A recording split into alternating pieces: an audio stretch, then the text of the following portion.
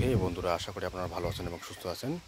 আমি এখন একটা রাবার বাগানে, এই বাগানটা একটা রাবার গাছগুলো রাবার গাছ, এবং এখান থেকে রাবার তৈরি হয়। এবং এই যে যেভাবে কাটে, ওটা খেজুর যেভাবে কাটে ঠিক সেমভাবে কিন্তু গাছের মাঝখানটায় কেটে দেওয়া হয়। এবং তারপর এই যে হোয়াইট রঙের যে পলিথিনটা আছে, সেই পলিথিনটা এখানে কিন্তু এদিকে কিন্তু নামিয়ে দেওয়া হয়।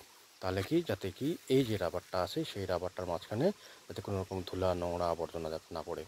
তারপরে কি ধীরে ধীরে এসে এই জায়গাটা কিন্তু সেই যে রসটা, গাছের রসটা, এই গাছের রসটা কিন্তু এখানে পড়ে এই পাত্রটায়। তো পাত্রটায় পড়ানোর পর এখান থেকে কিন্তু তারা কালেক্ট করে, এই জায়গা থেকে তারা কিন্তু কালেক্ট করে। তারপরে যে প্রসেস আছে সেই প্রসেসের মধ্য দিয়ে ম্যানুফ্যাকচারিং হয় এবং রাবার তৈরি হয়। এই গাছটা হচ্ছে টোটাল রাবার গাছ। এই বাগানটা আছে একটা ছোটো বাগান, রাবার বাগান। ভালো থাকবেন, সুস্থ থাকবেন, পাশে থাকবেন, এবং নতুন নতুন ভিডিও আপনার সামনে আবার আমি শেয়ার করব।